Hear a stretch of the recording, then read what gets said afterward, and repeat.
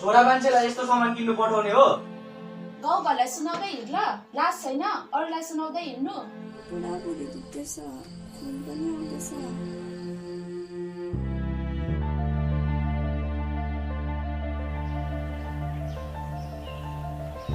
यो कुराले म केटा हुनुमा धक्का लाग्छ। किन यत्रो बिघ्न प्याक गर्नु भएको? के यो कुनै इलिगल सामान हो? हेर बहिनी, त्यो कुरा लुकायो भने आफैले हानि बन्थ्यो। तिमी डराउनु पर्दैन। सबै कुरा बदलिँदैछ तर पनि हामी त्यही पुरानो सोचमा छ। के भइहाल्यो तँलाई?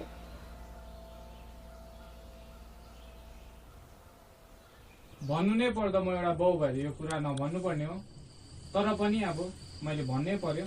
तर जुन चाहिँ बिमार तैँले सोचिरहेछस् नि, त्यो चाहिँ एउटा बिमारी होइन, त्यसलाई चाहिँ हामी